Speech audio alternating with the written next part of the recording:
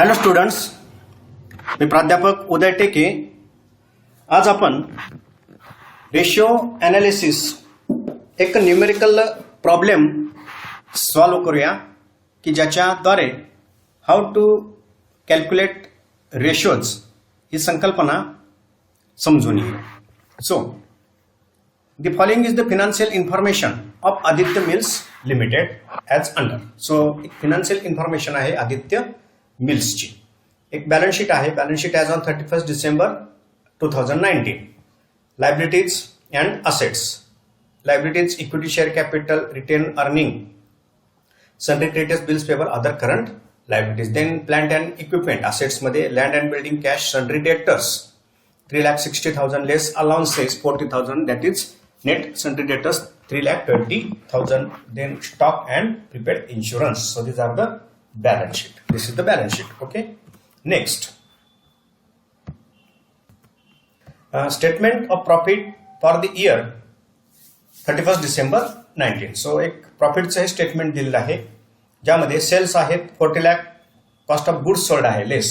That means opening stock, closing stock, opening stock, purchase expenses less closing stock. ही जी figure असते त्याला cost of goods sold असं म्हटलं जातं.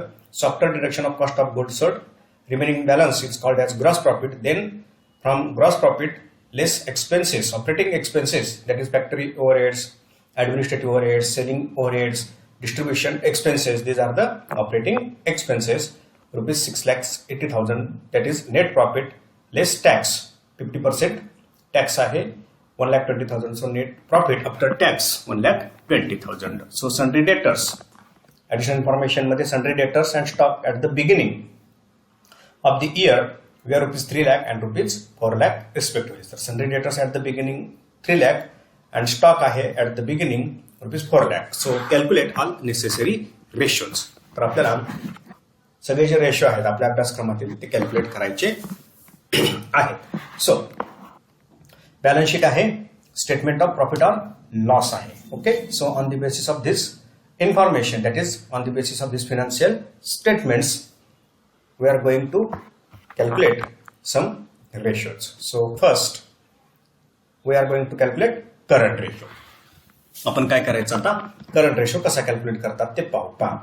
सो फॉर्म्युला काय आहे आपण थेरॉटिकल डिस्कशन मध्ये हे बघितलेलं आहे. थेरी काळजीपूर्वक ऐकली तर हे समजून येईल. Current ratio, current asset as current liability. Formula काय असतो, current asset as current liability or current assets divided by current liability. So what mean by current asset? Generally the assets after reporting date of asset if it is realised in one accounting cycle और one accounting year generally it is called as current asset. So current asset कोणते असतील यामध्ये ते आपण पहा. Plant and equipment fix asset आहेत. Land and building fix asset आहे. Cash current asset. Sundry debtors net sundry debtors after deduction of allowances विचारात घ्यायचे. Sundry debtors current asset, stock current asset आणि prepaid insurance. So cash, debtors, stock and prepaid expenses prepaid insurance this 4 items having current assets. तर हे current assets आहेत. So पहा current asset sundry debtors, cash, stock, prepaid insurance. So total of these 4 items is called as current assets.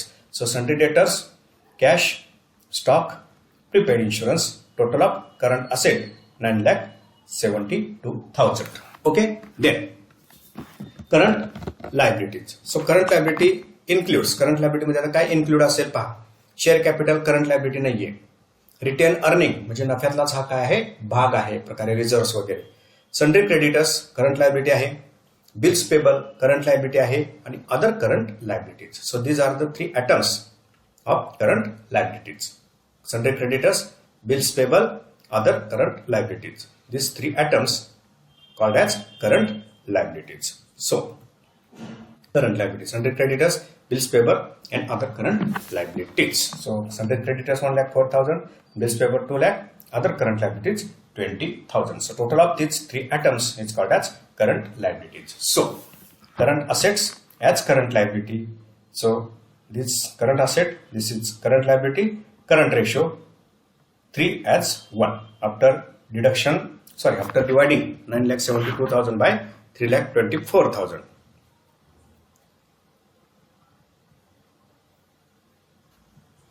Okay, पहा 9,72,000 9,72,000 as divided by 3,24,000 3,24,000 3 as 1, so 3, that means 3 rupees current assets and 1 rupees current liability. So ideal ratio काय असतो हा 2 as 1. त्याच्यापेक्षा जास्त हा ratio आहे म्हणजे काय आहे, एक चांगली स्थिती या वर्किंग कॅपिटलच्या बाबतीमध्ये आहे असं यामध्ये म्हटलं जाऊ शकतं. Okay, so 3 current assets and 1 current liability. Okay, next after current ratio we are going to calculate acid test ratio. It is called as liquid ratio. Sometimes it is called as quick ratio. Okay, so formula of acid test ratio. Acid test ratio is also called as quick ratio or liquid ratio. So formula काय असेल, generally quick assets, that means liquid assets as liquid liabilities. So what mean by liquid assets and what mean by liquid liabilities? Generally liquid assets, that means quick asset, includes, that is formula for quick asset, current asset, all current asset, exclude, त्यातून काय वजा करायचं, stock and prepaid insurance. Prepaid expenses जे आहेत ते त्यातून वजा करायचे असतात. यामध्ये प्रिपेड इन्शुरन्स आहे या उदाहरणामध्ये. ओके, पहा सगळ्या current assets other than stock and prepaid expenses. So stock and prepaid expenses, after deduction of stock and prepaid expenses from current assets, remaining assets called as quick assets. Okay, so current asset minus stock and prepaid insurance. Okay, 9,72,000 minus stock 4,80,000 minus 12,000 prepaid insurance. The balancing figure is called as liquid asset 4,80,000. Okay, then liquid liabilities. What is the meaning of liquid liabilities? Generally all current liabilities other than exclude bank overdraft and outstanding expenses. So in this example only sundry creditors, bills payable and other current liabilities. In this example bank overdraft and outstanding expenses, these are the liabilities not given in our example. म्हणजे आपल्या example मध्ये ह्या दोन liabilities bank overdraft as well as outstanding expenses दिलेले नाहीत. म्हणजे या तिन्ही assets या तिन्ही liabilities quick liabilities आहेत. Okay, so quick liabilities, sundry creditors अधिक bills payable plus other current liabilities. Okay, current liability minus bank overdraft. bank overdraft नाहीये, outstanding expenses नाही, so all current liabilities is called as liquid liabilities. So liquid liabilities 3,24,000. So quick assets 4,80,000, quick liabilities 3,24,000. Then the ratio is 1.48 as 1. That means a calculation आपण करूया. पहा 4,80,000 divided by 3,24,000. So 1.48 as 1. That means current assets, that is quick assets, current asset not quick asset 1.48 rupees as compared to quick liabilities rupees 1. So ideal ratio काय असते याचा 1 as 1, एकास एक हा acid taste रेशोचा एक आदर्श रेशो असतो. हा एक जर क्विक लायबिलिटी असेल तर एक क्विक असेट असणं गरजेचं असतं. 1 रुपया 1 रुपया या अर्थानं. सो इथं सुद्धा की पोझिशन काय आहे, स्ट्रेंग्थन आहे, म्हणजे पॉझिटिव्ह पोझिशन आहे, निगेटिव्ह पोझिशन नाही. एकास एक असलं पाहिजे, एकापेक्षा जास्त काय आहेत क्विक असेट्स आहेत. सो जी क्विक लिक्विडिटी आहे, लिक्विडिटी पोझिशन इथं काय आहे, चांगली आहे असं म्हटलं जाऊ शकतं. देन स्टॉक टर्नओव्हर रेशो काय फॉर्म्युला आहे आपण बघितलेला आहे. Stock turnover ratio cost of goods sold divided by average inventory.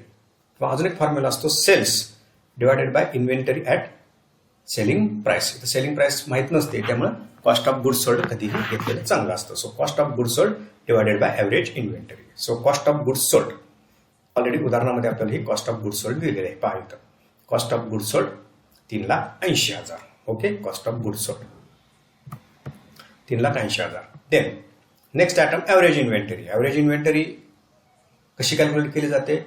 It is a average of opening inventory, that is inventory at beginning and inventory at end. So at the beginning and at the end inventory किती आहे पहा. Sundry debtors and stock. Stock that means inventory किती आहे? Respectively rupees 3 lakh 4 lakh. That means stock at the beginning rupees 4 lakh plus stock at the end of the year. कुठे असेल तो? Balance शीटमध्ये असेल. हा stock rupees 4,80,000, 4,80,000. So 4 lakh plus 4,80,000 divided by 2. 4 lakh is the stock at beginning and 4,80,000 is the stock at the end of the year. So total of these divided by 2. 4 lakh plus 4,80,000 divided by 2, rupees 4,40,000. So this is the average inventory. Then first of all cost of goods sold, then average inventory. So after filling the data, a ratio calculate होतो. 30,80,000. This is the cost of goods sold divided by average inventory 4,40,000. So stock turnover ratio is 7:1. That means 7 times. असं पण आपण म्हणू शकतो. 7:1. That means 7 times. म्हणजे याचा अर्थ काय? जी इन्व्हेंटरी आहे ती इन इयर म्हणजे एका वर्षात 7 वेळा काय होते? विकली जाते. हे एक ऑपरेशनल इफिशियन्सीचं, चांगल्या ऑपरेशनल इफिशियन्सीचं, गुड ऑपरेशनल इफिशियन्सीचं काय आहे? हे इंडिकेटर आहे. जेवढी जास्त टर्नओव्हर रेशो असतो, जेवढा जास्त टर्नओव्हर रेशो असतो तेवढं ऑपरेशनल इफिशियन्सी काय असते? जास्त असते. तर इथं 7 टाइम्स स्टॉक काय होतो? टर्न इन टू कॅश होतो. म्हणजे माल विकणं, डेटर्स होणं, रिअलाइज होणं ही प्रक्रिया 7 वेळा वर्षातून घडते. हे चांगलं इंडिकेशन असतं. Then calculation of debtors turnover ratio. Okay, so debtors turnover ratio, sales घ्यायच्या, credit sales, then divided by average debtors. Debtors include debtors plus bills receivable. Okay, so debtors turnover ratio, credit sales divided by average debtors. So credit sales,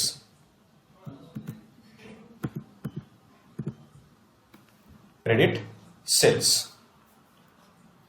rupees 40 lakh. या ज्या sales दिलेल्या आहेत या सगळ्या sales credit sales. Generally ज्या sales असतात त्या कशा असतात? क्रेडिट सेल्स असतात. त्यामुळं sales rupees 40 lakh assume as credit sales. Credit sales rupees 40 lakh. Then average debtors.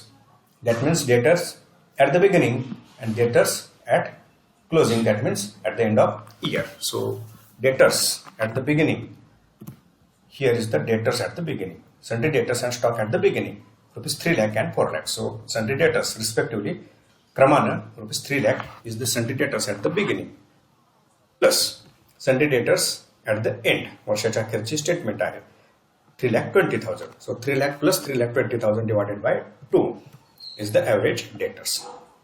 3 lakh plus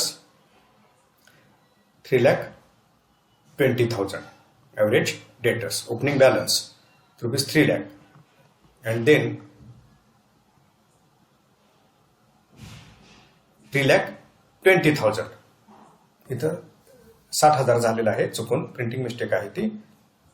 पहा किती आहे? 3 लाख रुपये at the beginning debtors plus 3,20,000 at the closing debtors at the end of the year 3,20,000 divided by 2. So average debtors rupees 3,10,000. Rupees 3,10,000. इथं जे उदाहरणामध्ये closing balance घेतलाय तो घेतलेला आहे किती?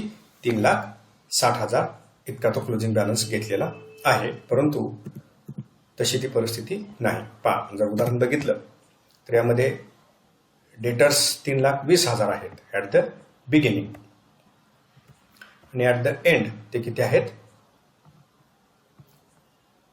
Rupees 3 lakh. Rupees 3 lakh. So 3 lakh plus 3,20,000, 6,20,000 भागिले 2, 3,10,000. सो 3,10,000 हे काय आहेत? आपले average debtors. So debtors turnover ratio rupees 40 lakh divided by 3,10,000. 40 lakh काय आहेत? सेल्स आहेत. 40 lakh divided by average debtors 3,10,000. Times मध्ये हा रेशो येतो 12.90 टाइम्स, जनरली 13 टाइम्स असं आपण म्हणू शकतो. इथं 3,30,000 हा आकडा चुकीचा घेतला गेलेला आहे, त्यामुळं अशा पद्धतीने हे चुकीचं कॅल्क्युलेशन इथे दाखवले गेले आहे. त्यांनी इथं 60,000 दाखवलेलं आहे, तर ते 3,60,000 पण असू शकतं, हे लक्षात घ्या. त्या हिशोबानं ते 3,30,000 घेतलेले. आपल्याला जे आपण उदाहरण घेतलेलं आहे, जे आपण उदाहरण वाचलेलं आहे, त्यामध्ये इथं अमाऊंट किती दिलेली आहे? 3 लाखाचे, आणि ॲट द क्लोजिंग ती अमाऊंट किती आहे? 3,20,000ची. बट इथं एक विचार यामध्ये असा केलेला आहे किंवा असा करावा लागेल आपल्याला. डेटर्स घेत असताना 3 लाख आणि 3,60,000 म्हणजे बिफोर डिडक्शन ऑफ अलाउन्स वजा करण्याच्या अगोदरचे इथं काय करायचे? डेटर्स घ्यायचे. कशासाठी? ह्या रेशो कॅल्क्युलेट करण्यासाठी. कारण अलाउन्स डिक्लेअर करणं हे व्यवसाय संस्थेच्या काय असतं? हातामध्ये असतं. ओके, त्यामुळं 3 लाख हे ॲट द बिगिनिंग डेटर्स आहेत, प्लस 3,60,000. इथं चुकून 60,000 झालेलं आहे, प्रिंटिंग मिस्टेक आहे. 3,60,000. So 3 lakh plus 3,60,000. 3 lakh plus 3,60,000. 3,60,000 divided by 2. So average debtors 3,30,000. So 40 lakh divided by 3,30,000. 40 lakh divided by 3,30,000. 3,30,000. So 12.12 times. That means 12 times is the debtor turnover ratio. लक्षात आलं? Average balance, average debtors कसे काढले? Debtors at the beginning plus debtors at the end. At the end debtors किती आहेत? 3,60,000 before deduction of allowances. इथं काय करायचे? Debtors विचारात घ्यायचे. ओके, सो ॲव्हरेज डेटर 3,30,000 येतात. 40 lakh divided by 3,30,000 12 times. Generally हा काय आहे? 12 टाइम्स हा रेशो आहे. म्हणजे याचा अर्थ काय? डेटर्स 12 टाइम्स रिअलाइज होतात. म्हणजे 1 महिन्यामध्ये डेटर्स काय केले जातात? वसूल होतात, असा याचा काय अर्थ आहे. म्हणजे ही जे पॉलिसी आहे डेटर्स मॅनेजमेंटची, म्हणजे वर्किंग कॅपिटल मॅनेजमेंटची, इथं इफेक्टिव्ह आहे असं आपण म्हणू शकतो. Okay, then gross profit ratio एक सिंपल रेशो आहे. Gross profit divided by sales into 100. So gross profit trading अकाउंटला किंवा स्टेटमेंट जे दिलेले आहे, स्टेटमेंट ऑफ प्रॉफिट, त्यामध्ये ग्रॉस प्रॉफिट मिळतो. इथं gross profit 9,20,000 divided by sales 40 lakh. So multiplied by 100. 9,20,000 divided by 40 lakh multiplied by 100 is the 23%. So gross profit ratio किती आहे? 23%. So हा जो रेशो आहे काय इंडिकेट करत असतो? जे ऑपरेटिंग एक्सपेन्सेस आहेत ते वजा करण्यासाठी, ते पेड करण्यासाठी किती अमाऊंट सेल्समध्ये शिल्लक राहते ते हा रेशो काय करतो? इंडिकेट करतो. So 23%, that means out of 100 sales 23 is the amount available for operating expenses, असं त्याचं काय आहे? अर्थ आहे. सो ग्रॉस प्रॉफिट रेशो किती आहे? 23%. एक गुड इंडिकेशन आहे. Next net profit ratio.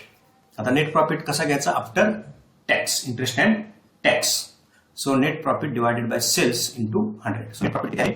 जे स्टेटमेंट दिलेलं आहे त्यामध्ये नेट प्रॉफिट मिळतो. Net profit after tax 1,20,000 divided by sales 40 lakh. So पहा net profit ratio. Net profit 1,20,000 divided by sales into 100. So net profit किती आहे? Only 3%. So it is a not good sign of operating efficiency. आतापर्यंत operating efficiency दिसलेली आहे टर्नओव्हरमध्ये, gross प्रॉफिटमध्ये, पण इथं net profit मात्र अंतिमता सेल्समध्ये किती शिल्लक राहतो? 3%. That means the amount of sale ₹100, sales जर 100 रुपयाच्या होत असतील तर त्यामध्ये फक्त 3 रुपये निव्वळ नफा होतो. म्हणजे 97 रुपये हा सरळ सरळ व्यवसाय संस्थेचा काय आहे, खर्च आहे. Purchase expenses, trade expenses, all other operating expenses, tax, interest, this is the all expenses. So हे एक चांगलं इंडिकेशन नाही, फक्त 3 रुपये नफा शिल्लक राहतो आफ्टर टॅक्स. आता का, तर जनरली यामध्ये टॅक्स पेमेंट जास्त दिसतं. हे पहा, ग्रॉस प्रॉफिट 9,20,000 आहे, परंतु ऑपरेटिंग एक्सपेन्सेस 6,80,000 झालेले आहे. त्यामुळं नेट प्रॉफिट शिल्लक किती राहिला, 2,40,000 फक्त. त्यातून टॅक्स तर द्यावाच लागेल, गव्हर्नमेंटचा 50% आहे तो. त्यामुळे निव्वळ नफा शिल्लक किती राहतो, 1,20,000 इतकाच नफा काय होतो, शिल्लक राहतो. तो फक्त किती आहे, विक्रीवर 3%. जर याचं कॅपिटलशी कंपॅरिझन केलं, पाहिलं कॅपिटल आहे 10 लाख रुपयाचं कॅपिटल आहे, प्लस हे 3,60,000 रुपये पण रिटेन अर्निंग आहे. मग हे कॅपिटलचा जर विचार केला तर जवळजवळ 13,68,000 रुपये हे कॅपिटल आहे. आणि जर फक्त नफा किती आहे, 1,20,000, मग 13 लाखाला 1,20,000 हा काही योग्य नफा नाही. ओके, बघा 13,68,000 आहे. 13,68,000 कसे कॅल्क्युलेट केले, कॅपिटलचं जर कंपॅरिझन केलं, हे 10 लाख आणि हे 3,68,000. 10 लाख हे कॅपिटल आणि रिटेन अर्निंग म्हणजे काय, नफ्यातलाच भाग असतो, रिझर्व्ह वगैरे, म्हणजे हा कॅपिटलचाच, ओन कॅपिटलचाच भाग आहे, शेअर होल्डर फंडचाच भाग आहे. त्यामुळे 13,68,000 हा ओन फंड आहे आणि 1,20,000 हा काय आहे, नेट प्रॉफिट आहे. 1,20,000 divided bye 13,68,000, 13,68,000, okay, into 100, only 8.77% इतकाच कॅपिटल इन्व्हेस्टमेंटवर काय होतो, नफा होतो.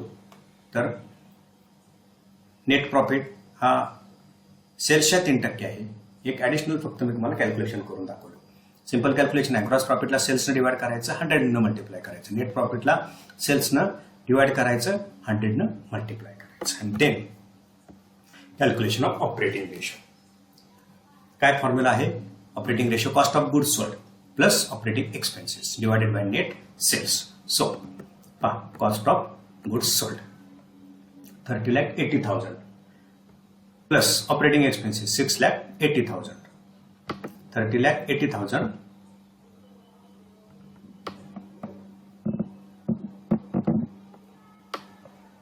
Okay, 30,80,000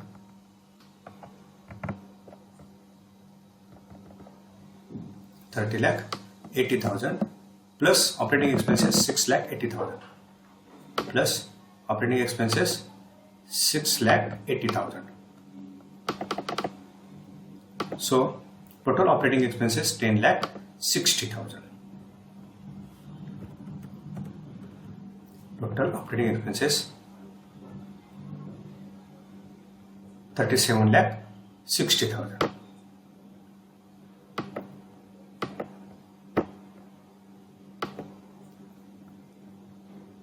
$10 lakh, sorry, 1 minute. 30,80,000. 30,80,000. 30,80,000 plus 6,80,000. 37,60,000. 37,60,000 divided by sales 40 lakh. Divided by sales 40 lakh. 40 lakh into 100 is the operating ratio into 100. 94%. Okay, 94%. So out of rupees 100 sales, म्हणजे 100 रुपयाची जर विक्री होत असेल तर टोटल जो एक्सपेन्सेस आहे, cost of goods sold plus operating expenses किती आहेत, 94 रुपये आहेत. किती आहेत ते, 94 रुपये इतका तो खर्च आहे. त्यामुळं ऑपरेटिंग प्रॉफिट फक्त किती शिल्लक राहतो, 6 रुपीज. ऑपरेटिंग प्रॉफिट किती शिल्लक राहतो, फक्त 6 रुपीज.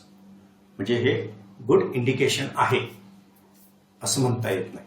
म्हणजे टर्नओव्हर रेशो गुड इंडिकेटर्स दाखवतात, परंतु ओव्हरऑल ऑपरेशनल इफिशियन्सी जर बघितली तर खर्चावर या ठिकाणी कंट्रोल राहत नाही असा याचा अर्थ निघतो.